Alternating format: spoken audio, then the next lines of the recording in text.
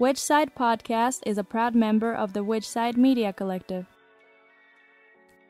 This week's episode is brought to us by the Utah Animal Rights Coalition. We're launching the new website for UARC, and that's at utahanimalrights.com. So go check that out. You can become a member there, and your membership will get you discounts to a lot of local businesses, including the Which Side Media Collective. You can get 25% off there. So check it out, utahanimalrights.com. And hey, even if you're not from Utah, go check them out. Go support the local organization. The discounts are so fucking good that even if you're just traveling through, it's worth it to sign up, get the $20. You'll use the discounts in one trip here. Yeah, definitely worth it. So go check it out, utahanimalrights.com.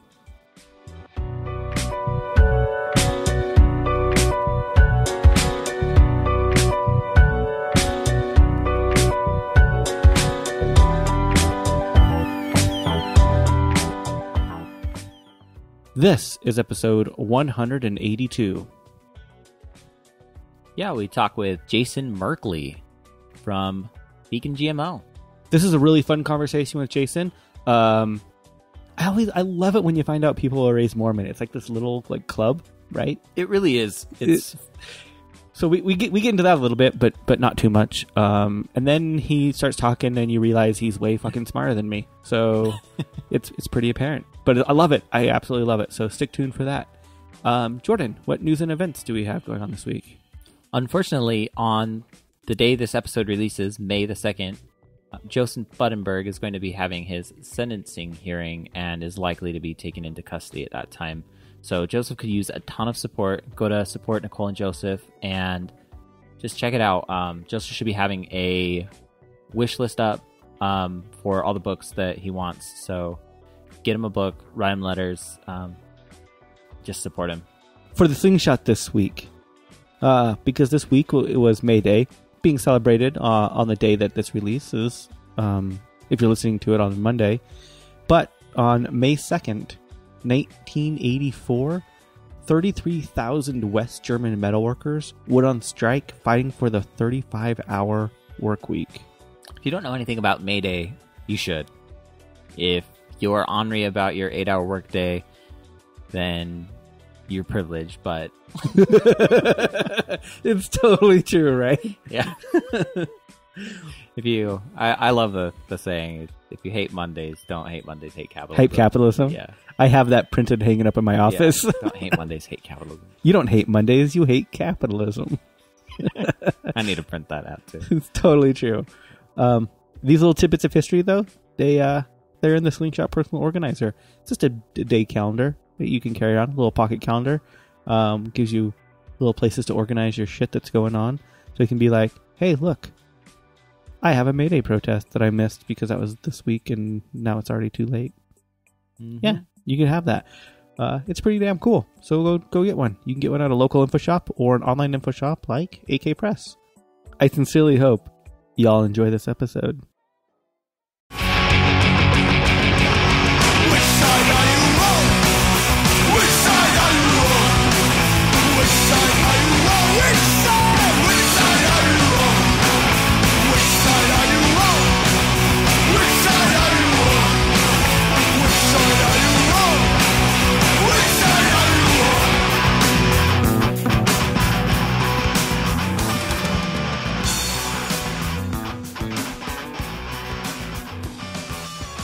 I wish I was a little hot on your end.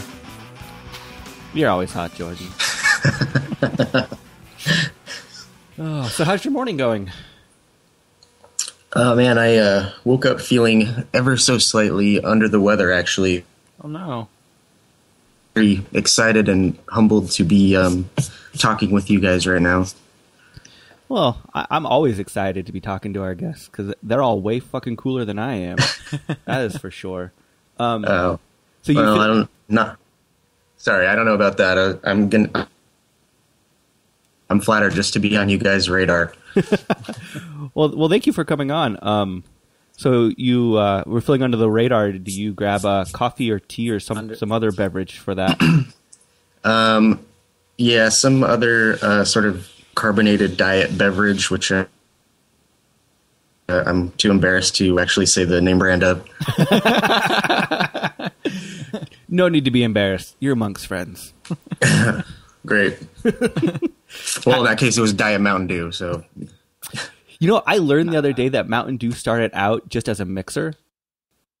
Really? Yeah, it was a mixer during the Prohibition era that they would mix it with moonshine. Mountain Dew was another slang for moonshine. Okay.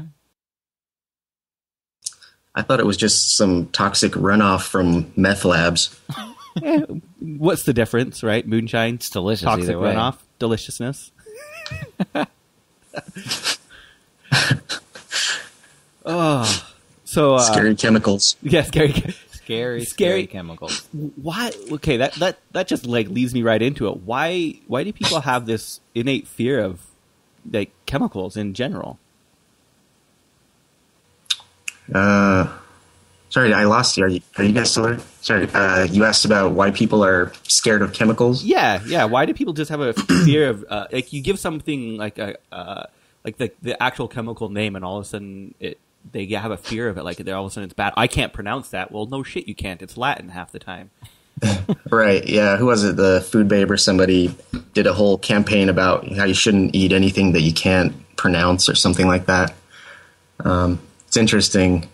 I don't know why. I think there's just sort of a low level of scientific literacy in general in our population. And I mean, I'm not really an exception. I don't really have a strong academic background in science, but it's an interesting phenomenon to me. I think a lot of people in Utah wouldn't be drinking milk because we pronounce it like milker. We pronounce it wrong. Yeah. Yeah, that's cool. You guys are in Salt Lake, right? Yeah.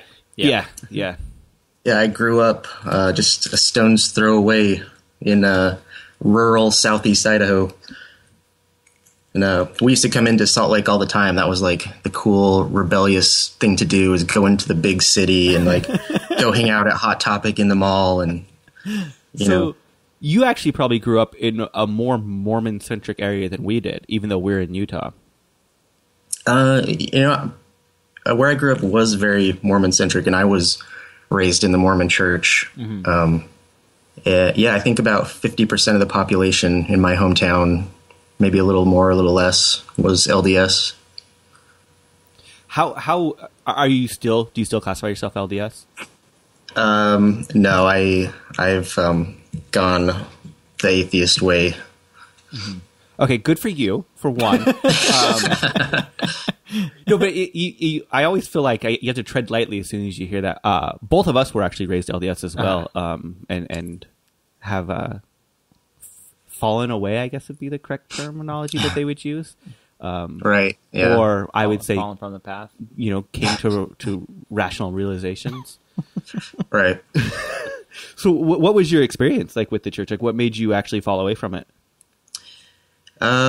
So I was raised in this Mormon bubble, like super conservative. Like as a kid, I grew up listening to like Rush Limbaugh on the radio every day and all this kind of stuff. Like that was just the information bubble that, there was no outside information coming in or no outside opinions about any other religions or the main thing in my life until, halfway through my teens when I finally started getting some internet access, back in the Stone Age and then like in the 90s, having access to outside information. And, there was a couple other things that happened like in my personal life.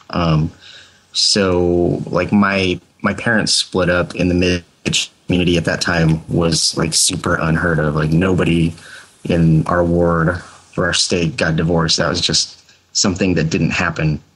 And so we, the other people in that social group kind of started looking at us. Maybe there's some kind of idea that like, if you live the right kind of lifestyle and you're righteous and stuff, then God will like, bless your marriage and, take care of things. So maybe some kind of vague assumption that it must be your fault. You must be at fault somehow. So, my friends started looking at me differently and stopped calling me to hang out at, the Mormon stake dances and whatnot. And yeah, so that definitely contributed as well to getting curious enough to start to question some of the church's teachings and history. When did that fall into line with you starting to explore like veganism? Was that at the same time, or was vegan before or after? Yeah, it was. It was a major upheaval in my life because, like I said, the church up until that point had been pretty much the core of everything that my whole identity. Mm-hmm. And so all of a sudden now that was out the window. I was like questioning it was the right time for me to be, confronted with some of the realities of animal agriculture and things like that. Like, I was receptive to the message at that time, and luckily somebody was there to help me with that. I think I kind of went the other route where I was vegan while I was still LDS, mm-hmm. and I don't know, like I was just confused at why people didn't follow the word of wisdom, which for our listeners is basically there's a passage that says eat meat sparingly and only in times of winter and famine. And I don't know, like, so I was always on that side of like, why aren't more people like me? Yeah, I mean, I was definitely vegan while I was still LDS. LDS. That's interesting. But being vegan is what made me fall away from the church. That was my first questioning point was, this is so evidently true to me that, we shouldn't be treating animals this way, and we shouldn't have this dominion aspect over them. And that's what made me start questioning and start looking into other aspects of the church. So how did your family... Yeah, that's really interesting. So how did your family take not only just falling away from the church, but also your conversion into veganism? I still have relatives who consider their fad that has just gone on for 18 years now, but any day now I'll come around. In my immediate family, everybody's cool with it. Like, nobody else is vegan. My mom kind of, she'll hear me out and listen to stuff and kind of think I'm going to go meat free or dairy free or something. But, then I'll catch her slipping, drinking some milk or something. But, she's at least a little bit sympathetic. But, no, I was like the only vegan guy I knew in Southeast Idaho. That was kind of my identity there in my hometown in Idaho. Like, Jason's that vegan guy. Like, Jayson who? The vegan guy. Oh yeah, that guy. So what was your actual conversion story? Like, you said someone was just there at that right time to help you. Like, what was that story? It's a little bit silly, a little bit embarrassing maybe, but there was this really beautiful woman. She'd been vegetarian for a long time, and at the time that I met her and started dating her, she was transitioning to veganism herself. And, it started out with just like she wouldn't want to make out eating meat that day. So I kind of cut out meat in my diet for that reason to begin with. But then, like I said, I was sort of more receptive to some new information and sort of reevaluating man's position or role. And so, I only ended up dating her for like 2 or 3 months or something. But, this obviously stuck with me.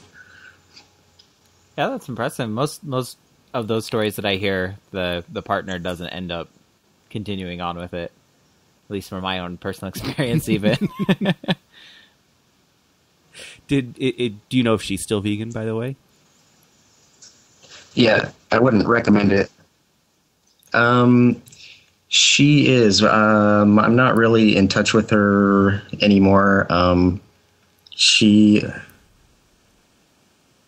like, amazing, brilliant person, really fantastic artist, but she and I have different views on a few things, and I made her mad enough that she doesn't want to talk to me anymore. But last time I ran into her was performing a wedding, actually, and she was one of the guests at the wedding, and we chatted for a second. But yeah, she's still definitely very much into veganism. So what would you say your biggest fallout is with the larger vegan community right now? Because you said like you have different viewpoints from her. Do you have what do you think causes like a lot of contentions with your personal standpoints on things?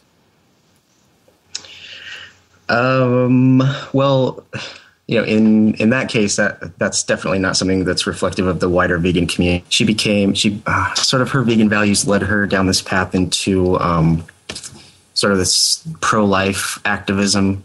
And I was kind of campaigning on the other side of that issue, and that made her kind of upset and post about it on Facebook anymore. So she unfriended me and didn't talk to me anymore. As far as the broader vegan community, I wouldn't say I have any contention. I love the vegan community. I wish the vegans, I love them. I've with my involvement with vegan GMO, I've had a bit of turnover in my circle of friends, which is really unfortunate. Is that just mainly because people are pro or anti-GMO where you're not?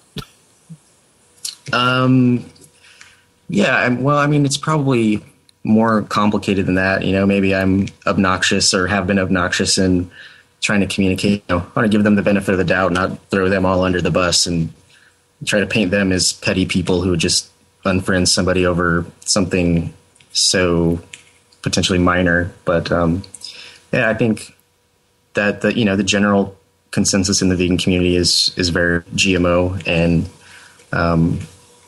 and I feel the exact opposite. I'm pro GMO because I'm vegan and because of my vegan values, and that's kind of a strange place to be, but hopefully we're making inroads in our communication.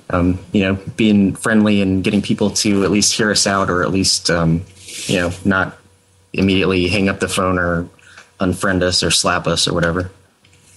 What do you feel is the biggest misconception about GMOs inside the vegan community? Well, I don't think that it's terribly different from the rest of sort of the broader environmental left on the political spectrum. I think it's pretty much the same sort of misinformation or half-truths that, no matter how many times they get debunked, they still, the memes still get spread. And, it seems like I'm not sure how much progress. Sometimes it's disheartening to see like the myth that you've dispelled on your news feed, like right after you finished explaining to somebody else why it's not true.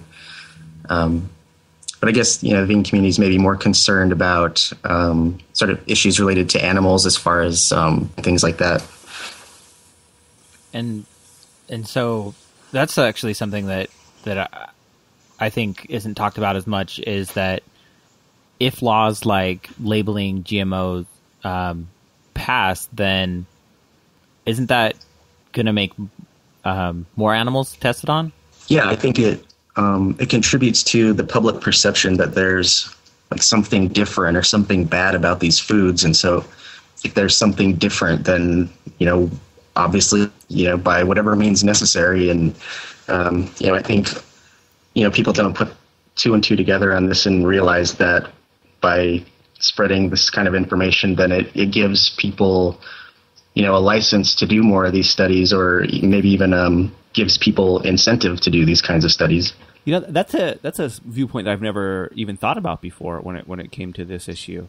My biggest issue, my biggest hardship that I have is that being an anarchist who's an anti-capitalist, I'm not pro corporation. I'm not like pro Monsanto. I think there's a lot of ills with these type of corporations, but the GMO part of it isn't one of those ills. I think there's plenty of other things that you can complain about with multinational corporations, instead of trying to, demonize and villain and make them villainous for things that are inaccurate, because then it makes those inaccurate claims make the correct claims less hold less water, right? Yeah, I mean, it's not necessarily a contradiction to be like anti-corporate, and that's, you know, one of the things that we would like to see is to have, you know, more small organizations, small businesses, or nonprofits or universities be able to do research on this stuff and get it out on the market with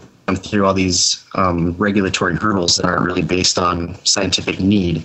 You know, they basically just act as a barrier to entry for any of the small players. So, you know, the Monsantos and the Syngentas benefit. They can, you know, they're the only ones that have the capital and the time to, you know, not see a return on investment for, I think 13 years is what they say is the average amount of time it takes from conception to marketing. Yeah, the whole idea of like patenting a genome to me is just mind-boggling. That corporate aspect of it, like you're talking about opening up the possibilities for other entities. That's what I'm all for. And you know, and I think those are valid reasons to fight against the mega corporations. But it doesn't seem like we have very many allies that are willing to fight against corporations without having to go into the scaremongering tactics of, we're playing God or whatever that they're using at that moment. Yeah, I mean, there's so many cool small projects that are going on. I know you guys have talked to my buddy Jamie G's project and stuff like that. You know, there's a bunch of these new startups coming along that are, you know, developing products that are great for vegans and, you know, great for our concerns, and taking animals out of food production with, you know, biotech replacements and things like that. I think we need to be careful in letting the anti-corporate rhetoric sort of accidentally, you know, sort of make us accidentally supporting them by keeping those barriers to entry so high. Mm-hmm. What is your favorite project going on right now that would, in your words, help support veganism? I think it's hard to pick just one. I guess off the top of my head, I'm thinking of Memphis Meats developed they just put out a meatball that somebody, like, they got a professional food taster to test their test tube meatball. And I think that's really exciting for a lot of reasons. I think the cattle industry is, you know, beyond just like the animal concerns, just as an environmental concern, is really doing a lot of damage. And so I think that these sort of beef replacements are hopefully going to get to the point where they're going to hopefully appeal to people who, you know, like the general population don't really give a shit about the welfare of cows, but, you know, it's sort of trendy and popular to be concerned about climate change. So they might consume less beef and trade the idea that, you know, they can feel good about doing something for climate change or for the environment. Well, you said it's so hard to pick just one. What other projects do you see out there? Is there any ones that are like that we would probably never have heard of, or that don't really get like the limelight?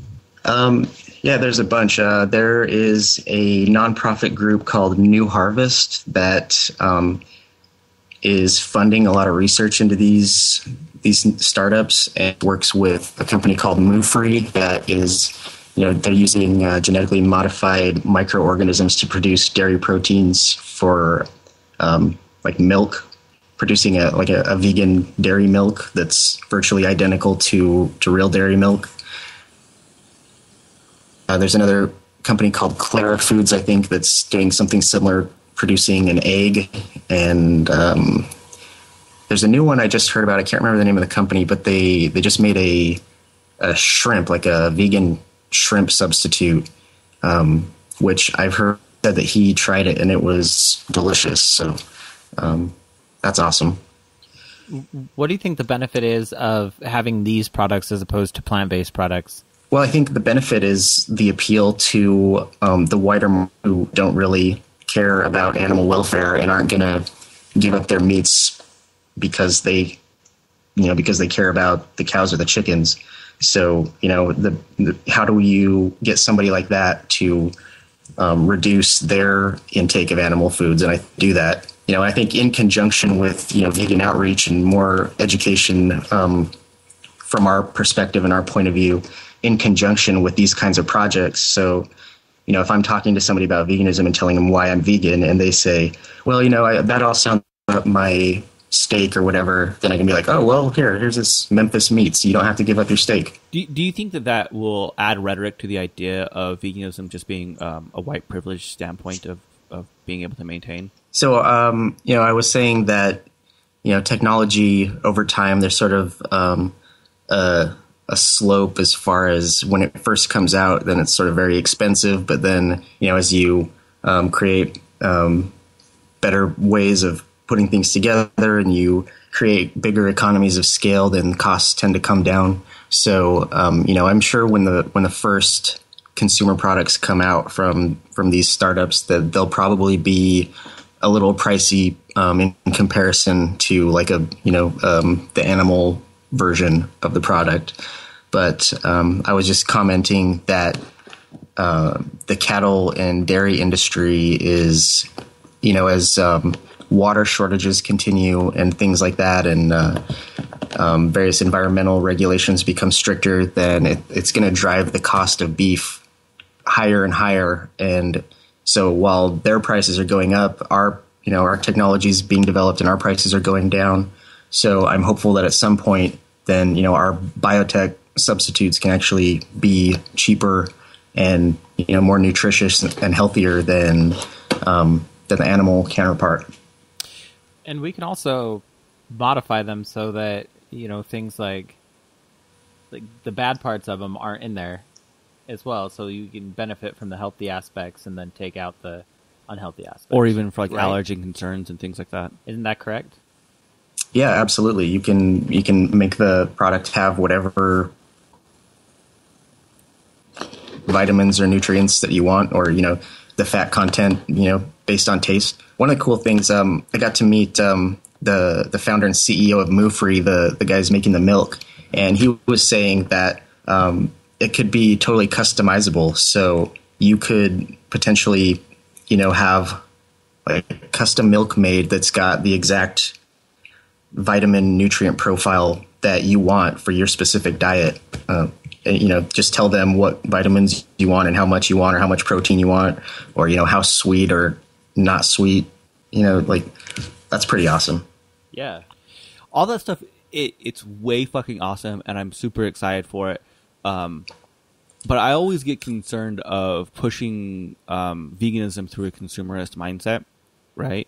Because in my mind, consumerism isn't the correct answer to anything, being an anti-capitalist. So I always have that dueling hypocrisy, right? Where, yeah, I will support it, and hey, if I can buy test tube meat that's vegan, fuck yeah, as long as it tastes good, I don't give a shit, right?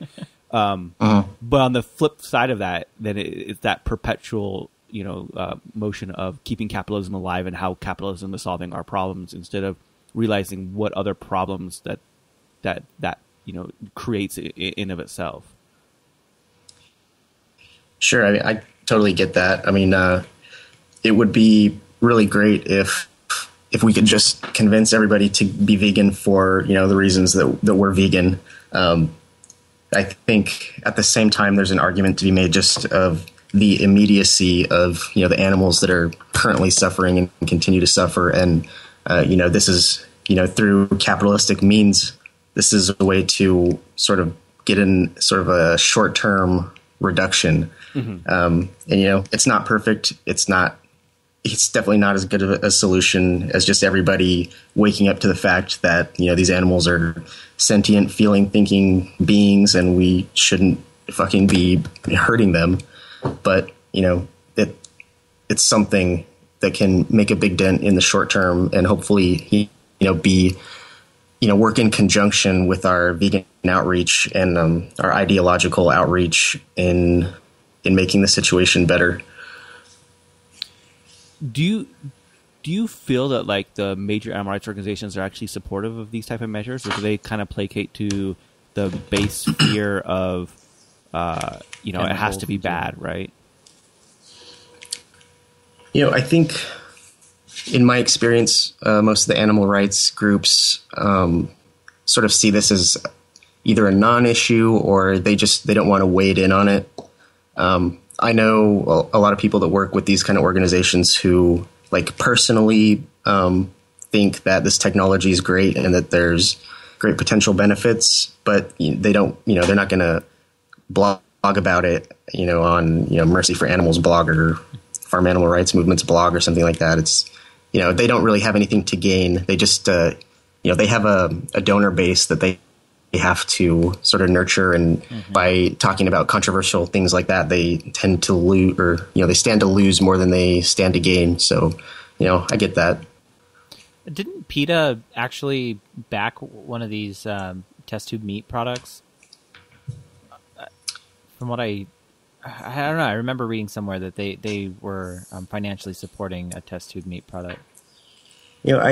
I don't remember the exact details. I have a vague recollection that they had like an award, like they were going to give $100,000 or $1 million to the first company that could produce test tube meat or something like that. But I don't remember exactly what it was.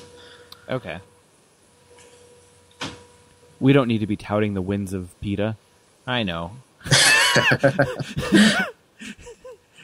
Yeah, well, never mind. I don't want to say anything bad about any potential allies, so I'll just not say that. I mean, everything has its pros and its cons. It's just unfortunate all the cons that some things have. Yeah. I'll say this before, and I'll say it again. PETA in the mid-'90s was a way fucking different organization than it is today, and I wish they would go back. That would be interesting. Yeah. Yeah, PETA is interesting, and I think they're maybe not the best. It seems like they have a pretty bad reputation within the vegan community, or at least the vegan bubble that I'm in now. People don't tend to like them very much, but I think maybe it's relatable to the GMO situation, because I think a lot of the information that people are spreading about PETA is actually information that's coming from animal industry people who have created it to sort of discredit them. So yeah, I don't know. People should be skeptical. Yeah, like that PETA kills thing. Yeah, People need to be aware of like that kind of stuff. Is definitely. I mean, my criticisms of PETA is the intersectionality aspect of it. Absolutely. Sure. The media whoring that they do. I shouldn't even use the term whoring. No. So I apologize for that. But just how they'll do anything for media exposure and put any group, they'll throw them under the bus. Right. Yeah. I mean, they're definitely not immune from criticism, and we should be critical of things like that. But a lot of the things that people are saying about them are part of the meat industry propaganda, and people should be careful about that. But yeah, what I was going to say earlier is like, sure, they'll support like with the, offering a reward for the first person who comes up with a test tube meat or whatever. But then, it wouldn't surprise me if they at the same time are running another campaign that's saying, don't eat GMOs because that's bad for animals. Yeah. Right. Don't eat GMOs because it'll make your kid's dick shrink or whatever. Exactly. I mean, but that's science, right? Yeah, sure. I do have to defend him in the aspect of like when I was doing grassroots stuff, they were always totally like able to provide me leaflets, banners, anything that I ever needed for my protest. They would provide free of charge, and like I couldn't have done grassroots activism without them. But no, I would have never organized my first protest without them. But that doesn't make them immune from criticism. No, exactly. Yeah. So. But what I find funny is I know Jordan's experienced this is where they still help out a lot of grassroots organizations, and they'll even say things just like cut off our name if there's going to be a problem. Like, we'll give you the posters. You don't have to say it. That is interesting.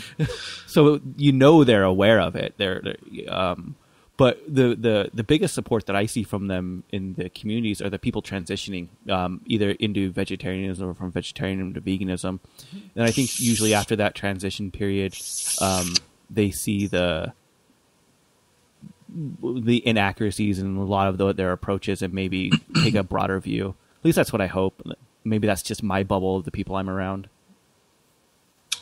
Yeah, I mean, that can be a little scary, though, because, if somebody gets interested in vegan or vegetarian lifestyles because they saw a billboard saying that milk will give your kid autism. Yeah. You know, then when they find out that's nonsense, then what's their reasoning for staying vegan? You know, That's true. That's a good point. I'm not saying it's good. I'm just it just seems to be that's what like who their fans are. It seems. Mm-hmm. And I mean, PETA 2 does a lot for like kids and helping them cope with transitioning as children. Here's my criticism of PETA 2. I read one article where they actually said you should take one for the team and not bother a waitress too much or a waiter too much and eat something that you don't know is vegan just to show that veganism isn't fucking hard. I'm like, asking a question is not fucking hard. Wow. Well, and that was one person's opinion article. I hate that I'm defending this, but that was one person's opinion article. Posting for PETA 2, Posting though. for PETA 2, but they've since come back years later and said that was one person's article and one person's opinion that doesn't reflect our organization. Fair enough, but it was still posted from that organization, which is a valid critique. I get it. All right. No, I mean, it seems like they take sort of this shotgun approach where they put out all these ideas and maybe some of them are contradictory, but they just kind of shoot them all out there and hope that somebody somewhere is going to latch onto this version of the story and somebody else over here is going to latch onto this totally contradictory version of the story. But hopefully all those roads will still lead back to veganism or vegetarianism. And, you know, it's not the tactic that we would use a vegan GMO, but, you know, I don't know. PETA's a lot more successful than we are right now, I guess. So who am I to complain? Maybe GMOs will cure autism. It should be your campaign. Yeah, or instead of, you know, They'll make you have a bigger or make you have a bigger dick, or or not eating GMOs will give you autism. yeah. There you go. Because I mean, how many people had autism before GMOs existed? Science is pretty clear cut on this one. Right. Checkmate. So tell us a little bit more about vegan GMOs. It's kind of just been shooting the shit, but Shooting shit on PETA, right? Yeah. Yeah. So vegan GMO is this cool project that myself and Jamie and Dave, who you've had on your show, you know, we're putting together and trying to organize. But you know, we're trying to sort of change the way that people in the vegan community think and talk about GMOs, and you know, try to balance the discussion and let people know that, you know, maybe there's some scary stuff, but there's also a lot of really cool stuff and a lot of good that's being done now, and even more cool things coming down the pipe as the technology develops. You said scary stuff. Like, is that scary stuff for you, or scary people perceive it to be scary? Yeah, stuff people perceive to be scary that, I mean, I don't think I'm scared of anything that's currently on the market. I wouldn't have any hesitation of eating any of the GMO products that are out on the market right now. There's a pretty stringent regulatory process that all these products have to go through, and there's, according to you know, the scientists and people who I've been lucky enough to network with, you know, there's never been a recorded case of harm being done to any human being through GMOs. So, you know, I'm pretty confident in the safety. Not too worried. So what motivates you for this particular issue so strongly? Like, I get when someone wakes up and they're, hey, I grew up next to a fur farm. I have this personal connection with fur. I'm going to dedicate my life to ending the fur trade, right? Yeah. What gives you that connection for this? Man, it's kind of a weird thing. Like I said, I was the only vegan guy I knew in Idaho for like 15 years, and I was finishing up grad school, and you know, it's kind of at a dead end in my life in Idaho. And so I was like, oh, I'm sick of being the only vegan guy. I want to move somewhere where I can actually go to a restaurant and eat some vegan food once in a while that's not Taco Bell. And, you know, so I got on Google, like, where's the best place to live if you're vegan? And, you know, Portland, Oregon was always in like everybody's top 3. So I finished grad school and just came out here and, without knowing anybody or having any leads or anything else. And, it was awesome to finally have like a community of vegans that I could relate to that, embrace me and my choices without constantly making fun of me. And, like all my buddies did back in Idaho. And, it was great. But over time, I started to see like within that community, there was all this support for, these weird wooey pseudoscience kind of things. And, I've always been kind of skeptical by nature. And so I'd pick at their arguments and, try to correct things and make people mad because they didn't want to hear it. But, for some reason, the GMO thing became like, I was spending more and more time talking about GMO stuff and doing more and more research on it. And around that time, then Dave and Jamie at Vegan GMO put out an open call on their Facebook page asking for help with social media. This would have been like January 2015. And I volunteered because, I was spending so much time arguing about this stuff anyway, might as well use a bigger platform. And so I have to, I don't have to explain it 10 times to 10 different people, just have a, big blast and everybody can see it. So I guess it started out as me just being a dick and being contrary and wanting to argue with people about it, just me being a smart ass and know-it-all. But what ended up happening was, we got noticed by the Cornell University Alliance for Science, and they invited myself and Jamie out to do a 3-month fellowship at Cornell University. And there were 25 fellows in the group, and Jamie and I were only 2 of 4 Americans in the 25. Most of the people there were, from Eastern Africa or Southeast Asia. And so we actually got really close with, these people who come from countries where this technology stands to help so many people and do so much good. And, it's one thing to like think of, on an abstract level, think about, kids dying of micronutrient deficiencies, over there somewhere where I'll never have to see it.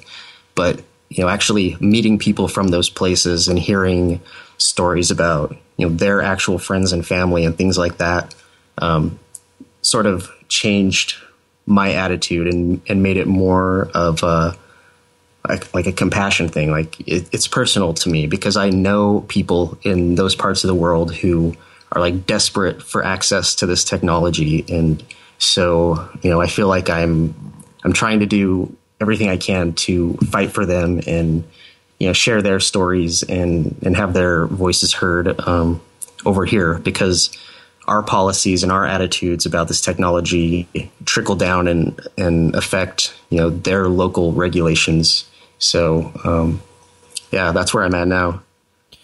The only one that I'm super familiar with is like golden rice. Besides that one, ask about that. What other projects are really poised to help these areas that are struggling, like you said, with micronutrition deficiencies? Right. So, golden rice is great because, rice is such a huge staple crop for so much of the world. But, in different places, they rely on different specific crops that grow well in that geographical region. So, like, for example, in Uganda, their diet consists of a whole lot of bananas, and not just the kind of bananas that we have at our grocery stores, like the Cavendish variety, but, they have all kinds of varieties of, starchy bananas and sweet bananas and all kinds of stuff. So, there are bananas that have been developed that are biofortified with vitamin A as well. So, in the same way that golden rice is biofortified with beta carotene, these bananas basically do the same thing, but they're more culturally relevant for Uganda. Another big staple crop across Africa is cassava, and they have a lot of problems with various diseases and blights and funguses that mess up their crop yields for cassava. And scientists have developed, stuff that, cassava that's resistant to all these different diseases and could, make a huge difference in a year if the farmers were allowed to plant them. So that's another cool one. What else? There's one of the good stories is BT brinjal has been accepted and allowed in Bangladesh. So brinjal is like eggplant, and it used to be that these smallholder farmers would have to go out with these giant backpacks full of pesticides and be spraying it like with a pump action thing, spraying it by hand all over their brinjal plants, and so the stuff would get all over everything and all over them, and they'd get sick, and their wives and kids would be doing the same thing, and they'd be getting sick. And now with the BT variety, they don't have to worry about that. The plants contain the pesticide directly in them that so it only affects the actual bugs who are eating it. And that's something that scares a lot of people is like pesticides within crops because they think that they're eating poison and stuff like that. Can you kind of explain that? Yeah, I mean, different species react differently to different, proteins. So like chocolate is poisonous to dogs, but humans, have a much higher tolerance and we can eat chocolate without problem. And, with BT, it's kind of a similar thing. Like, these insects have an alkaline-based digestive system. They have certain protein receptors that we don't have. So the BT affects them in ways that we're just physiologically, it's impossible for it to have that kind of negative effect on us. So what is the most ridiculous criticism you've heard of GMOs? The most ridiculous. I don't know. I mean, for me, at some point, they all become kind of ridiculous. I think the harder question is, what are the legit concerns about GMOs? Mm-hmm. And, I think there are some, and I think, I don't have a problem talking about it and acknowledging that, as a vegan, that, thinking about the fact that like 90% of the GM crops grown in the United States are going to animal feed, that doesn't sit super well with me. Mm-hmm. There is some animal testing that happens in the regulatory process sometimes, not all the time. And not, it depends on the country where the crop is being evaluated. And, that doesn't sit well with me. There's socioeconomic questions about patents and, if, let's say hypothetically, if we open up, Kenya or Uganda to allow biotech crops, then, how do we prevent big corporations from coming in and exploiting the situation and, making things worse for those farmers? These are, I don't know how likely those situations are, but definitely something that I think we should be mindful of as we go forward and promote the technology. We should be mindful of sociological and economical impacts. In talking with people in the industry, are those concerns that they share, or do they not see those type of concerns? What do you mean by people in the industry? Well, I mean, like you said, you did like the fellowship, and you talked with like other scientists and things like that. I'm not talking like necessarily like corporate heads, but just people that are actually the biotech people. The actual biotech engineers and things like that. Yeah, so like the scientists who are actually doing this stuff. Yeah. So, I mean, it seems like, these people all feel really confident that what they're doing is making the world a better place. And, I think the attitude is like, whatever the economic situation is, in these countries, is it really going to be any worse if, the farmer's able to grow a lot more food? Like, what's the downside? Even if it doesn't make things better, it's hard to maybe say that growing more food or growing food with less pesticides and inputs is a bad thing. It seems like there's a lot more good that can come of this than bad. Mm-hmm. Is there any known unintentional consequences that have occurred because of this type of work? Unintentional consequences. I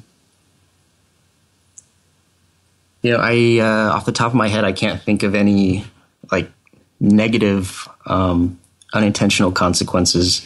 I think there's maybe some nice positive unintentional consequences, like in Hawaii with the papaya situation. Mm-hmm. They had the ring spot virus that was killing everything, and scientists at Cornell University actually developed the ring spot resistant papaya and sort of gave it away to the farmers. And at the time, it was something like 90% of the crops were infected, and by introducing this resistant genetically modified version, then they were able to, beat back the virus to the extent that now non-GMO and, like organic and conventional papayas can be grown in greater quantities than they could back before the GMO papaya was introduced.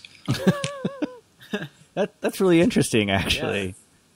Yeah, it's kind of a cool. I don't know if that qualifies as an unintentional consequence, but I don't think anybody really thought that far ahead or thought about the fact that a lot of these GM crops make life better for people who are growing the non-GMO versions.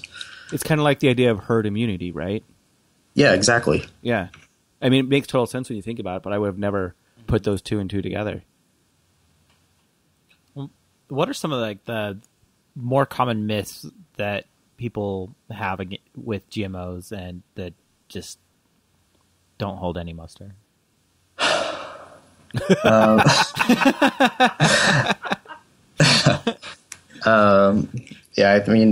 Very few of them do hold any mustard.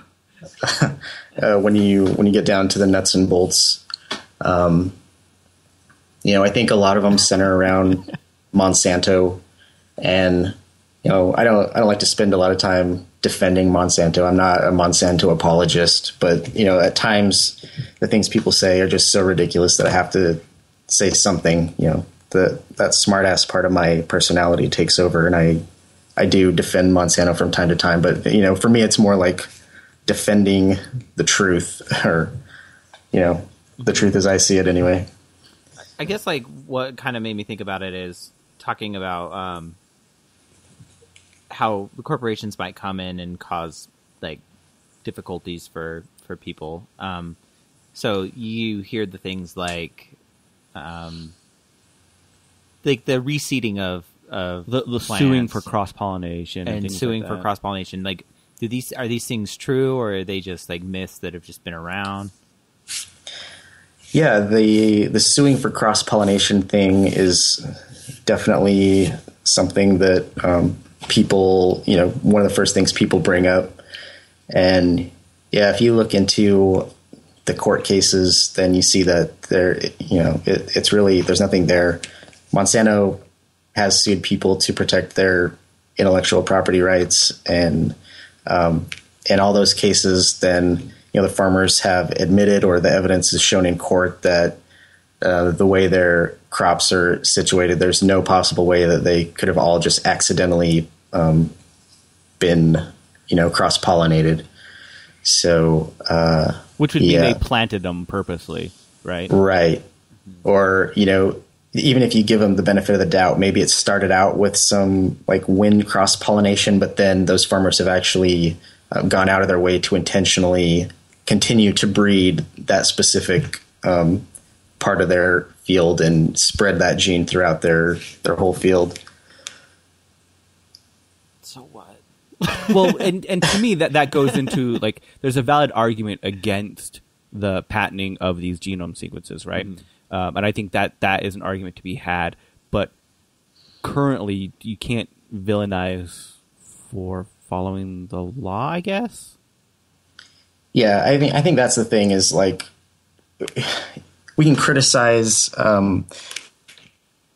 intellectual property rights things in the patents, but we have to recognize that it's not a GMO issue. Like it's a legal regulatory issue, and it applies to organic agriculture as well as GMO agriculture. But as far as them going out and purposely like just suing farmers and trying to run them out of business, I've never seen any valid case of that. Yeah, I haven't either. We're bringing in the shill money right now. That is for sure.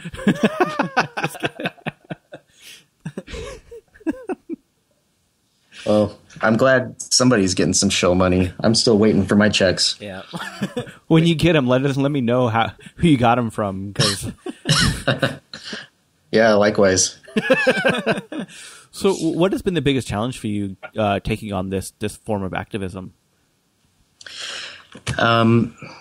Well, I think it's in the communications approach. Like in the past, I've definitely been really like my personal communications. I've been sort of obnoxious. I've been a smartass and a know-it-all. And, that's really obviously not effective for changing people's minds. That sort of only reinforces the bubble that you're in and, makes your fanboys cheer and makes everybody else run away. So the biggest challenge is developing a communication strategy where, we show vegans and other people, we understand your values, we understand your position and why you're scared, and we relate to that because, we're also vegans. We also are concerned about the environment and, we all want the same things. So, once you have established that kind of rapport, then, now that we all agree we want the same thing, let's talk about the actual data and the actual evidence out there, and let's talk about the best way to achieve those goals. So I assume that being a vegan that is pro-GMO, you get a lot of criticism from both sides. Like, we're a vegan anarchist podcast, and we get criticism from the anarchists for being too vegan, and we get criticism from the vegans for being too anarchist. And I can see, knowing the skeptic community, like, they are so irrational in their thinking a lot of times when it comes to animal rights. Like, definitely, they are very anti-vegan. And so to be like, a vegan, where most vegans, I would say, are unfortunately anti-GMO, and then being a rational skeptic, where most skeptics are anti-vegan, it's got to be tough. Yeah, it's definitely an interesting fine line to walk, and we really do try to build bridges between those communities, and part of my motivation for doing this is to make veganism seem like more of a rational thing to do in those skeptical communities, because if they see what we're doing and they see we're doing good work, and that we're based in science, and that we're not promoting astrology or whatever, then all of a sudden they're willing to listen to us about other things too. And maybe that's if they can sort of ally with us in this argument about GMOs, then we're in, and there's rapport and there's trust, and now all of a sudden we can start having conversations about other things. And I've seen this happen. Actually, when we were at Cornell University, one of the other fellows there, who he showed up, he was not vegan, and we were talking about GMOs and why we support it, and then he was asking me about veganism and why I'm into that stuff. And as we were talking about it and seeing all the overlap, then he actually just like went cold turkey vegan overnight and has been since. So yeah, I think there's some, hopefully, we're helping improve the image of vegans and veganism by presenting it as a very rational alternative that's not just like a bunch of woo and like Care Bear hugs and stuff, but actually like we're doing some good for, not just for the animals, but for the environment and for humanity. So besides just GMO acceptance, what would you like to change inside of the animal rights community? Like, is there something that you wish you would be seeing more often or haven't seen happen before? Yeah, well, I guess, I would like to see the vegan community sort of be more skeptical at times. I think a lot of, I don't want to throw the vegan community under the bus and be like, oh, they're all a bunch of lunatics or whatever. But, there's definitely circles within our vegan community where, people will take, pseudoscience ideas a little too seriously and sort of not apply the same level of skepticism to those ideas that they would apply to, like how much they trust a corporation, for example, So like when they're talking about Monsanto, they're going to be ultra skeptical about Monsanto's profit motives or whatever. But then they're talking about another corporation that, sells, I don't know, alternative medicine or something. And, all of a sudden the profit motive that makes them so skeptical of Monsanto, they don't think about that at all in this context. So, yeah, I guess just more of an even application of critical thinking and skepticism towards various types of claims. And I noticed that critical thinking also, when it comes to further your position, a lot of times people can like fudge critical. Like, they throw it out the window. Yeah, I've been guilty of it. I'll admit it. Yeah, when it comes to like even like animal experimentation or something like that, a lot of times you look at these studies and they're based in animal experimentation or other things. People just aren't critical of the things that they're saying. Yeah, I mean, we all have, our human psychological biases. We hear something that reinforces what we want to believe or what we already believe. We tend to not be very critical about that versus something that sort of goes against the worldview we have or our version of reality that we want to believe. Then we want to tear that apart. And, that's definitely not a phenomenon that's only applies to vegans. That's human psychology and something that we all need to we can all do a better job of thinking about in our own personal lives for sure.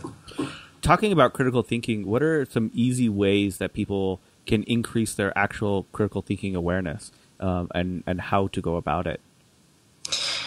I wish I knew like an easy way or like a nicely packaged recipe for how to become more aware of your own biases. But, I think it helps just to learn more about human psychology and learn more about our sort of the biases that we're born with. And, as you think of those things and then, it becomes easier and easier to catch yourself, questioning yourself. So I don't know, maybe that's a thing. People just need to stop and question themselves once in a while, like stop and think about the assumptions and whether or not they really hold up. Well, I can't believe it's already been past an hour. What are some ways that people can get in touch, find out more about vegan GMO and get involved? Yeah, so we've got our Facebook page at www.facebook.com/vegangmo. And we've got our Twitter account at vegangmo. We have www.vegangmo.com, which is probably going to see a bit of a facelift soon, hopefully. People can email me. I'm Jayson at vegangmo.com. And yeah, we're happy to take questions and to, accept anybody who wants to volunteer to help us out for sure. Yeah, love to talk to people. Well, we end every episode saying "fuck, shit, damn." Would you mind saying it for us this week? Sure. Hopefully, all my Mormon relatives who are listening will put on their earmuffs. Yeah, fuck, shit, damn. This week you heard Marzipan Children by Little People. Right now you're listening to Clarity by Midwest Product. I like Little People.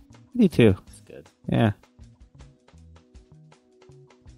Thank you to everyone who went and rated the podcast this week. We've got a couple ratings going in. No reviews, though. But, hey, if you leave a review, we'll read it on the air for everyone. I say on the air like this is actually broadcast on the air. It will vibrate through tubes, sometimes through wires, light sources, sometimes through vibrations. The air. Yeah, it's true. It is going through like Wi-Fi and things like that. So I guess the old ad and, go over the air. I guess it makes sense. It's all recorded vibration. All recorded. You feel my vibes? So you go type that into iTunes, be like, hey, you guys are going to read this, and then we'll read it, and then you can hear it, and then you could go back again under a different account, and say, hey, I heard what you read. It's kind of like how this whole dynamic works. It just really helps out the show. Go rate and review us. You can make us say naughty things. You really could. So, just so you know, we'll say them. Unless they're sexist or homophobic or something stupid like that, then you should die. Anyway, or be educated on why and change your behavior. Yeah. Anyway, if you want to be our friends, follow us on social media. If you're following us now, you learned that you could have won a free shirt, but you already missed out. Sorry. Who got the free shirt? I don't know yet. Is it being announced? It'll be announced today. Oh, which means tomorrow for everyone else. Yeah. Congratulations to unknown person. Yeah. But if you are a friend on Facebook, there's a secret little link there that you can get yourself a discount, so go find it. Only on Facebook, though, because Twitter. Yeah. I don't know what you mean by that. Because Twitter. Yeah. Tweets anymore. Actually, a lot of people do. I know they do. Fools! Twitter has been sending us a lot of emails to try to get us to utilize more features for businesses. Yeah. It's like it knows we're using Facebook more. It probably does. It probably does. They increase their Instagram usage. We need to get them back. Fuck shit down. Fuck shit down. Which Side Podcast is hosted and produced by Jordan Halliday and Jeremy Parkin of the Which Side Media Collective, with web design by Jordan Halliday and sound design by Jeremy Parkin. Booking by Mari Halliday. Theme music by Commandantes. Go to whichsidecollective.org to check out the other shows in the collective. As always, fuck shit damn.